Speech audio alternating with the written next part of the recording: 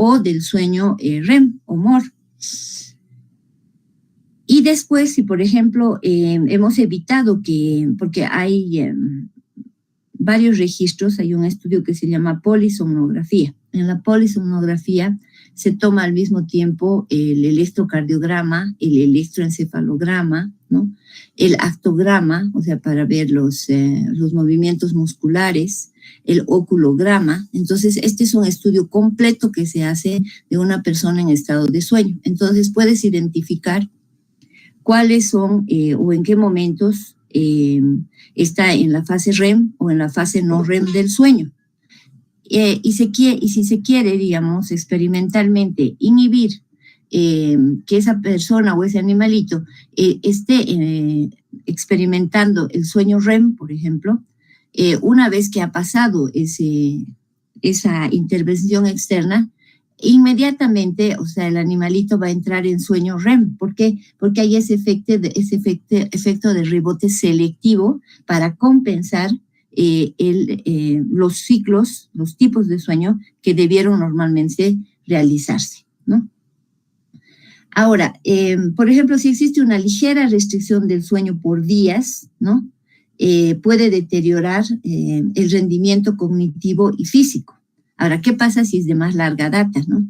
Por eso se dice que hay que tener una buena higiene del sueño, es decir, tener una hora de dormir y una hora de despertarse, ¿no? Eso significa organizar nuestra vida, nuestras tareas, todas las cosas que tenemos que hacer para poder cumplir esa higiene del sueño, que es sumamente importante para tener un buen rendimiento cognitivo y físico, ¿no?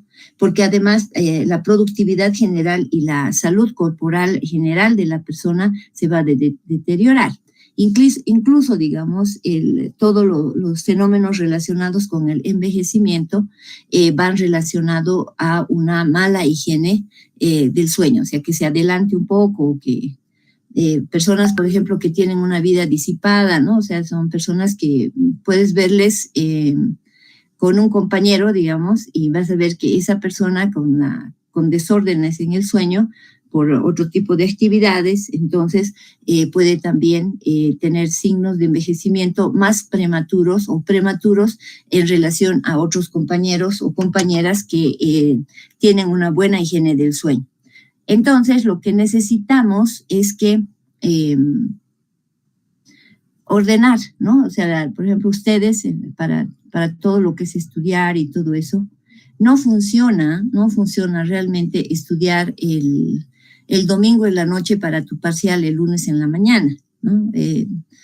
Probablemente puedas acordarte un poco de lo que, del momento de dar la prueba, ¿no? Pero después has aprendido, no, porque no se están activando los centros de la memoria, no hay un buen rendimiento cognitivo. Entonces, si se estudia todos los días y se va siendo metódico en eso, teniendo una buena higiene del sueño, todo ello, entonces el aprendizaje va a ser mucho mayor que como decimos, de crisis en crisis, ¿no? De parcial en parcial, no se puede aprender mucho, la verdad.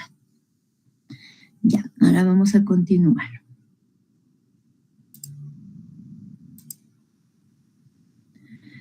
Si queremos resumir las funciones del sueño, vamos a ver que hay dos tipos, ¿no? El primer tipo está referido al propio sistema nervioso, y el segundo tipo sobre todos los otros sistemas funcionales del cuerpo. ¿Por qué? Porque la vigilia prolongada suele asociarse a una disfunción progresiva de todos los procesos mentales y en ocasiones también a comportamientos anormales, ¿no? Ya sea irritabilidad o rasgos psicóticos, ¿no? Todas estas alteraciones, ¿por qué? Porque estamos alterando ese ritmo normal de sueño y vigilia. ¿El sueño qué hace? Va a restablecer los niveles normales de la actividad cerebral, ¿no? Y el equilibrio normal entre las diversas funciones. cuando veíamos el sistema motor, veíamos que hay una coordinación exquisita entre, digamos, la corteza motora primaria y la corteza suplementaria, motora suplementaria, y los ganglios de la base, y el cerebelo. Entonces, todas esas relaciones, esas conexiones aferentes y eferentes, tienen que ser restablecidas por el sueño, ¿no? Entonces, una vigilia permanente entonces puede alterar ese tipo de funcionamiento, principalmente, o lo que se nota inicialmente es más a nivel de funciones mentales superiores, ¿no? La parte cognitiva, todo ello. Entonces, el sueño restablece ese equilibrio neuronal que sirve ¿para qué? Para la madurez nerviosa, para la facilitación del aprendizaje o la memoria, la cognición y la conservación de energía metabólica. Entonces, fíjense, ¿qué hace un fetito dentro del vientre de su madre, no?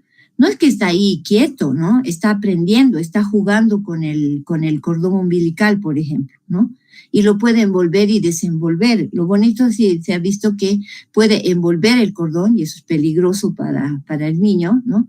Pero también que tiene la capacidad de incluso desenvolverlo, ¿no? Después está haciendo ejercicios también, está estirando sus bracitos, sus piernitas, ¿no? Está durmiendo. ¿Por qué? Porque necesitamos fuertemente que todo ese cuerpito en formación vaya madurando, ¿no? Recuerden que hemos visto del sistema piramidal y el extrapiramidal, que cuando nace el niño, el sistema piramidal todavía no está mielinizado, ¿no ve? Pero el sistema extrapiramidal está a punto, o sea, no es tan, digamos, tan óptimo como el sistema piramidal, pero este sistema está a punto para permitir los primeros movimientos del recién nacido y en los primeros meses de vida, ¿no? Entonces, toda esta madurez nerviosa es sumamente importante y se lo logra con el sueño, ¿no? Tanto en la vida fetal como afuera también. Los efectos inmunológicos. Cuando nosotros dormimos, entonces el sistema inmune comienza a trabajar fuertemente y también puede para restablecer la salud de la persona, ¿no? Ahora, les decía, la facilitación del aprendizaje o la memoria. Una persona que no duerme, una persona que esté estudiando de una manera desordenada, entonces su aprendizaje no va a ser el óptimo y su memoria va a ser una memoria a muy corto plazo, ¿no? La memoria a corto plazo es aquella de hoy día, mañana, la semana pasada, un mes, digamos, ¿no? En cambio, la memoria a largo plazo es la que nos permite acordarnos, por ejemplo, del idioma que nosotros hablamos, nuestra lengua materna, o de lo que hemos aprendido, las letras y las vocales para aprender y hablar, ¿no? Entonces, todas esas tareas lo hemos hecho con la memoria a largo plazo, y todo lo que es aprendizaje y memoria está relacionado con el sueño, ¿no? Ahora, la cognición. Los pensamientos pueden volverse desordenados si una persona no duerme, incluso con eso, como decíamos, con tintes psicóticos, ¿no? O sea, agresivos, irreales, o sea, con todo ese tipo de alteraciones, si es que el cerebro no tiene ese tiempo suficiente para poder restablecer su equilibrio, ¿no? Es bien interesante porque en el sueño REM o sueño paradójico, hemos visto que hay una actividad cerebral bien importante, ¿no ve? Entonces está ahí relacionada con como que el cerebro está haciendo un orden, está depositando aquellas experiencias que son importantes en determinadas áreas del encéfalo, ¿no? Por eso es que es sumamente importante tanto el sueño MOR como el sueño no MOR. Y también sirve para conservar la energía metabólica, ¿no? No es que vamos a decir, como han estado saliendo noticias últimamente, si duermes hasta las 12 te ahorras el desayuno, no sé si han visto esos memes, ¿no? O si te duermes temprano ya no necesitas la cena, digamos, ¿no? Pero bueno, aquí sí estaríamos viendo que el sueño sí sirve para la conservación de la energía metabólica. Ya. A ver, vamos con el siguiente punto.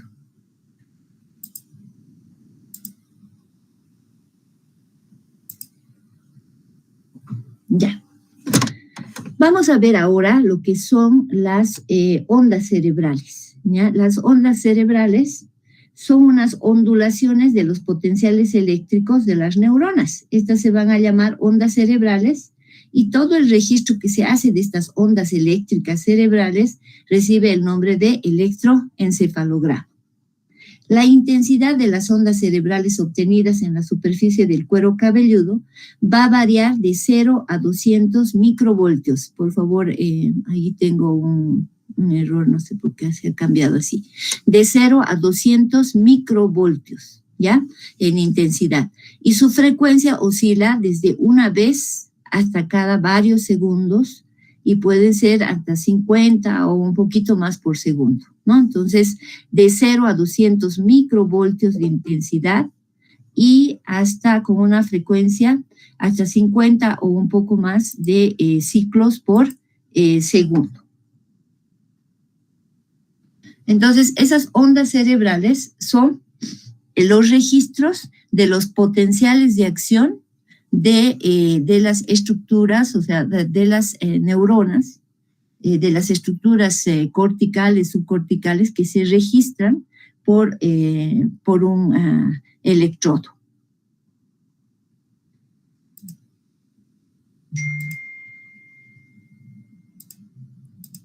Ya. Las ondas, puede haber varios tipos de ondas, ¿no? Varios tipos de ondas.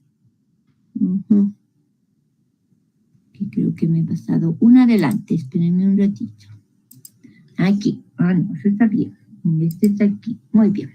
Bueno, hay varios tipos de ondas que van a depender del grado de actividad que tengan esas porciones donde se está leyendo mediante los electrodos de la corteza cerebral.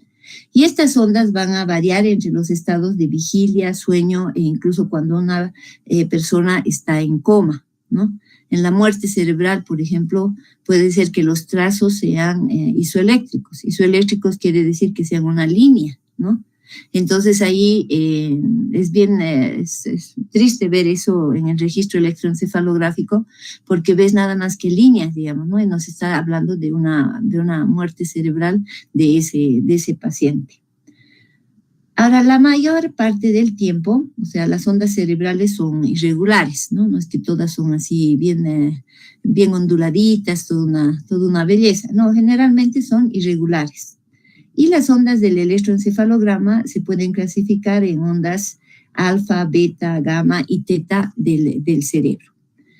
Las ondas alfa, que tenemos aquí, son ondas rítmicas que tienen una frecuencia entre 8 y 13 ciclos por segundo. Entonces, en un segundo hay de 8 a 13 ondas, ¿no?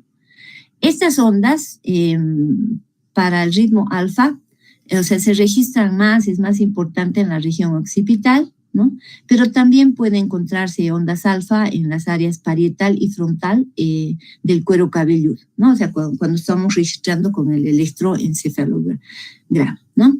Su voltaje puede llegar a unos 50 microvoltios. Y estas ondas alfa desaparecen cuando hay sueño profundo.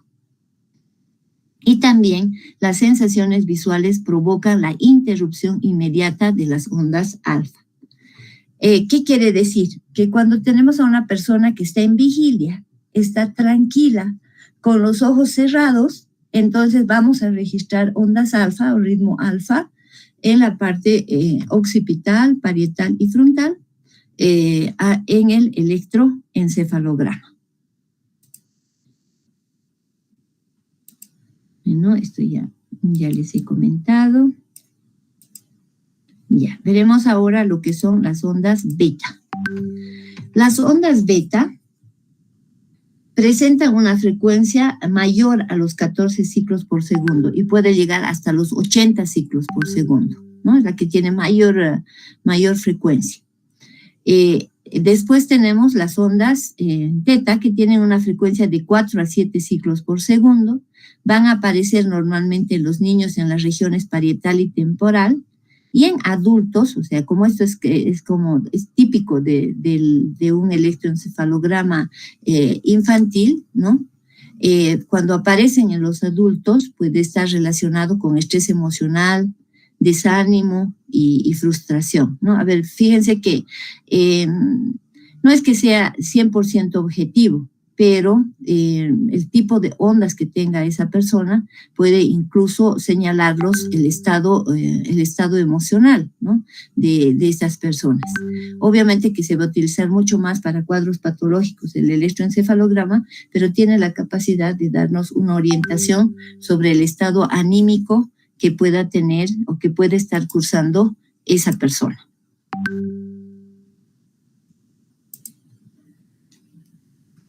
Ya, entonces podemos ver que las distintas ondas van a estar presentes en muchos trastornos nerviosos, con frecuencias y con mucha más frecuencia en los estados degenerativos cerebrales. Por ejemplo, si vemos que casi todo el ritmo está siendo un ritmo teta o un ritmo gamma, ¿no? Entonces estamos hablando de que, bueno, aquí, ¿qué está pasando con este paciente, digamos, ¿no? El electro nos está señalando una anormalidad porque deberíamos tener un ritmo alfa en las áreas occipitales, por ejemplo, cuando el paciente está tranquilo y en vigilia, un ritmo beta cuando el paciente está con los ojos abiertos, activo, ¿no?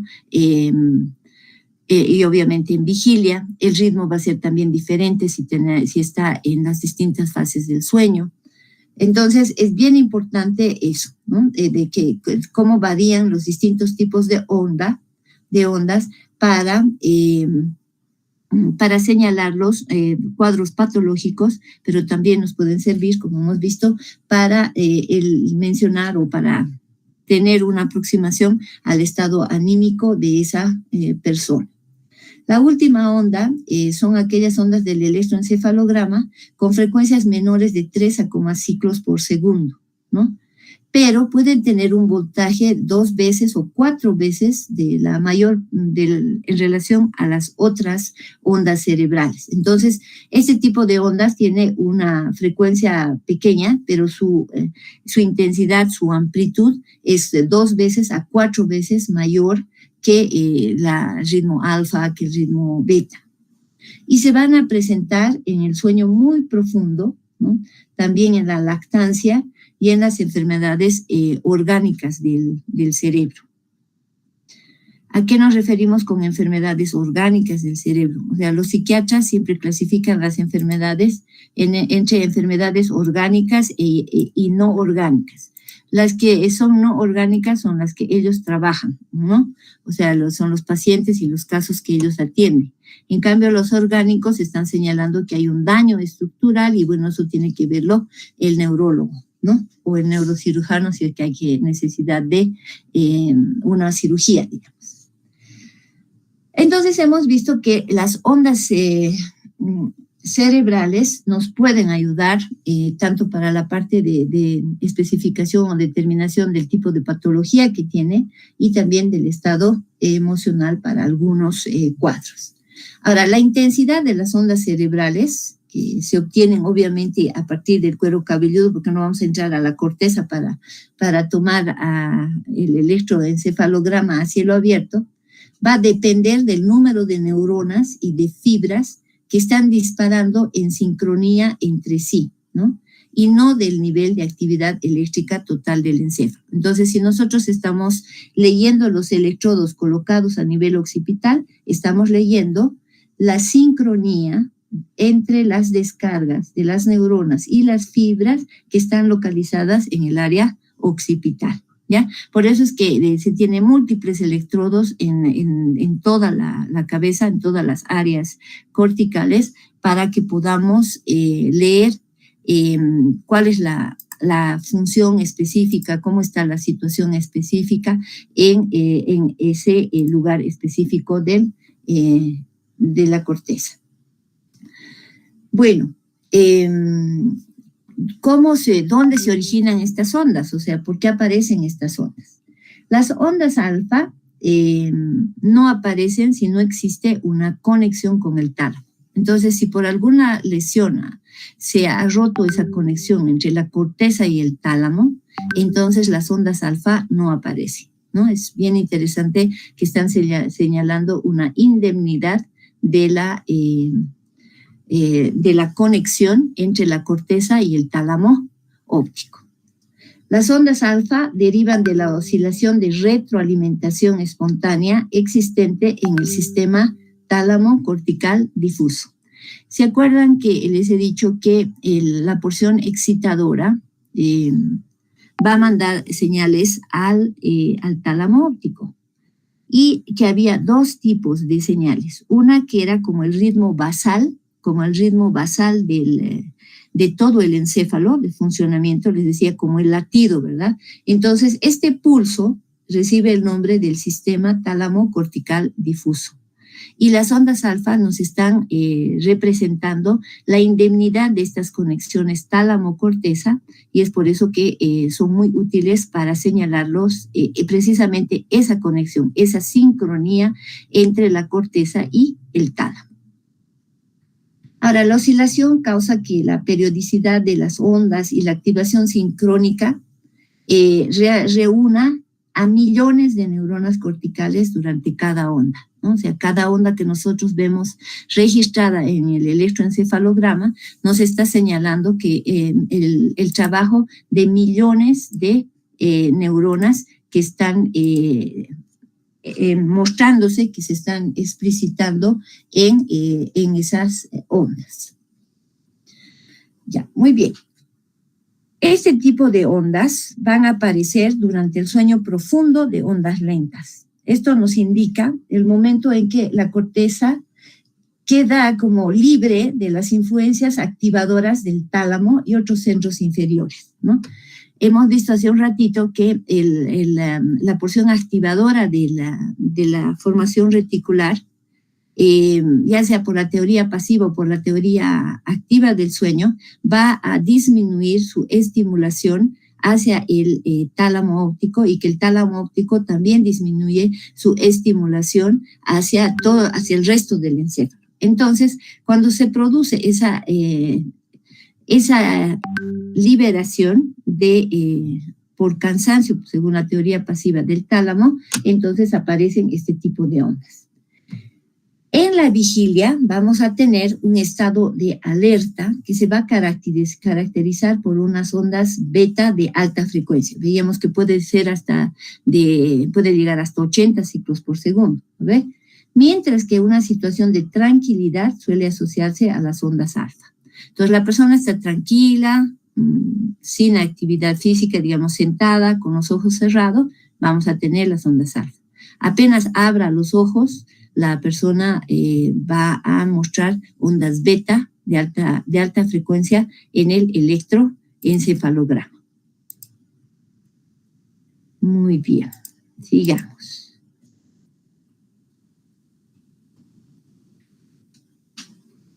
El sueño de ondas lentas también tiene registros electroencefalográficos específicos, ¿no? Y va a tener 4 fases. Durante la primera, es una etapa de sueño ligero, ¿no? El voltaje de las ondas del electroencefalograma se vuelve más bajo, y en las fases 2, 3 y 4 del sueño de ondas lentas, la frecuencia del electroencefalograma va a ir también disminuyendo hasta que llega a un valor de 1 a 3 ondas por segundo durante la fase 4. Entonces vamos a tener las ondas teta y las ondas gamma que van a ir reemplazando a las ondas beta y alfa, ¿no? Que son características de la vigilia, y que estas ondas van a ser las teta y las gamma más características del sueño, o, como hemos visto, de algunas situaciones de tipo emocional o patológico. Las ondas van a ser irregulares y de alta frecuencia, ¿no?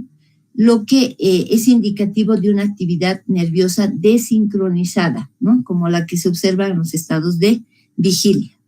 Es bien interesante porque no deberíamos esperar, como les decía, ondas, con bien formadas, todo ello. Pero en cambio en el electroencefalograma se tiene muchas veces estas ondas irregulares, o sea, en la mayoría de los casos ondas irregulares, que señalan una desincronización.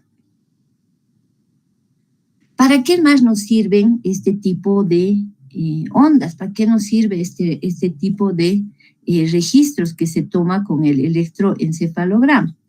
Para algunas enfermedades. Y dentro de las enfermedades más frecuentes vamos a tener a la epilepsia, ¿no? Algunas veces también la gente común dice las convulsiones, ¿no? Veo los ataques, las crisis, o sea, vamos a poder identificar qué tipo de epilepsia y en qué áreas se está produciendo. Aquí en el electroencefalograma, en casos de epilepsia, vamos a ver una actividad excesiva e incontrolada de cualquier parte del sistema nervioso central o de todo él. Una persona puede tener ataques basados en la excitabilidad en el sistema nervioso y esto se va a dar siempre a partir de un umbral, ¿no? Y la epilepsia puede clasificarse en varios tipos. Hay múltiples clasificaciones. Dentro de esas múltiples clasificaciones están las epilepsias focales, las epilepsias generalizadas, las epilepsias focalizadas con generalización posterior.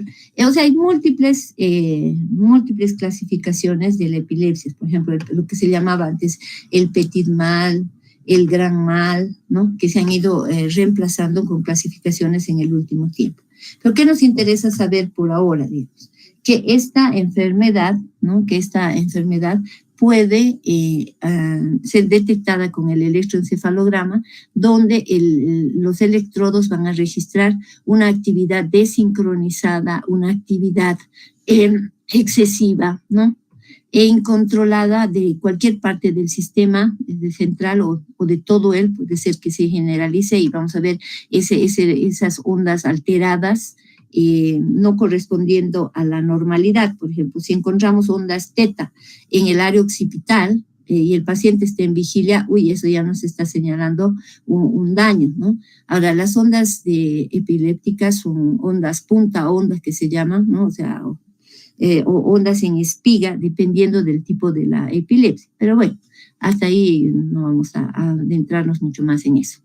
Entonces, una persona puede sufrir un ataque cuando el nivel basal de excitabilidad en el sistema nervioso va a aumentar por encima del nivel crítico, ¿no? Entonces, las crisis focales son aquellas que pueden tener, que pueden solamente afectar, por ejemplo, la mano, el pie, ¿no? Pero pueden generalizarse. Ahora, una de las causas más frecuentes de una crisis focal, por ejemplo, es un tejido cicatricial. En nuestro medio hay muchos casos de cisticercosis, ¿no? Entonces, el cisticerco también puede alojarse a nivel central y, digamos, una vez tratado o cuando está sin tratar, ¿no? Puede generar una irritación de esa área donde está el parásito, ¿no? Y después que se trate puede dejar una lesión cicatrizal y por lo tanto puede generar una alteración y obviamente si hay daño ahí estructural va a generar descargas desincronizadas que pueden generar una crisis focal. ¿Qué pasa si nosotros vemos por algunas personas que, por ejemplo, consumen drogas o han tenido un daño hipóxico severo, ¿no? Entonces, esa alteración ya no va a ser focal, sino va a ser generalizada. O puede ser también que empiece en ese pequeño foco y después se generalice. Entonces, depende mucho de los tipos de casos de los que se esté tratando. Otro tema que es importante y para qué nos sirve el Alzheimer. El Alzheimer es muy famoso. Aquí en la altura no es tan frecuente como en otras latitudes, ¿no? Pero también se debe a a un envejecimiento prematuro del encéfalo que va a comenzar alrededor de los 30 años, ¿no? Entonces, por ejemplo, de Thor, no sé si si han escuchado, que él se ha hecho una prueba para ver Alzheimer porque en su familia sí tiene. Y han encontrado que tiene los dos genes, tanto que viene de la madre y del padre, que pueden generarle Alzheimer después, ¿no? Entonces, ya se está haciendo un monitoreo de este tipo de casos en base a los adelantos de la genética, pero que se llama, me imaginen lo preocupado que debe estar, ¿no? Porque puede tener Alzheimer. Y como les digo, empieza ya a los 30 años. Entonces, el tratamiento no tiene que ser a los 70, cuando los pacientes ya tengan todo el daño completo, sino a partir de los 30 años para tratar de mantener las funciones neurológicas en su mejor nivel posible. Entonces, sus rasgos clínicos son una afectación de la memoria de tipo amnésico, un deterioro del lenguaje, un déficit de visoespacial, ¿no? Son personas que llegan a perder el contacto con el medio externo, ¿no? La pérdida de la memoria tiene consecuencias devastadoras, ¿no? Porque es un desorden neurodegenerativo donde hay una sustancia amiloide que se va depositando en la corteza y va produciendo todo ese deterioro. Hay pacientes con Alzheimer que, por ejemplo, en Los Pinos había un caso de una señora que en el cuarto piso abría la ventana y quería lanzarse. Otros días abría la ventana y decía, auxilio, me están matando aquí, auxilio, ¿no? La pobre familia, su hija, todos ahí quedaban mal en función del barrio porque, bueno, la señora tenía Alzheimer, entonces no había una relación real de peligro para ella, pero, digamos, haciendo que el cuidado de los pacientes con Alzheimer sea muy difícil, ¿no? Entonces esto también ya se detecta con el electroencefalograma, los antecedentes genéticos, el cuadro del paciente, pero hay que empezar temprano, no a los 70 o 80, cuando ya la persona está completamente deteriorada. Ya, y por último, vamos a ver que dentro de los sistemas neurohormonales del encéfalo hemos visto que había 4, ¿no? Estos también tienen que ver con el ciclo sueño-vigilia. Entonces, para recordar un poco, veíamos que teníamos al sistema noradrenérgico, que es excitador, el locus coeruleus, el sistema dopaminérgico, que tiene una acción excitatoria e inhibidora, dependiendo de las áreas del cerebro, pero que en el ciclo sueño-vigilia va a participar también con la excitación, es decir, va a favorecer la vigilia. El sistema acetilcolinérgico, estoy pasando primero a ese, el sistema acetilcolinérgico que es secretado por el núcleo gigantocelular, que tiene que ver también con la excitación, ¿no? Que tiene que ver fundamentalmente con la vigilia. Y el último, que es el sistema serotoninérgico, donde están los núcleos del RAFE situados a nivel del bulbo, que tienen que ver más con la producción de sueño. Entonces, fíjense que aquí tenemos 3 sistemas que favorecen la activación, la vigilia, mientras que tenemos un sistema bastante potente, ¿verdad? Que es el serotoninérgico, que produce obviamente serotonina y que está formado por los núcleos del RAFE. Recuerden que este sistema serotoninérgico va a liberar serotonina y esta va a actuar en distintas áreas del encéfalo para producir sueño, ¿no?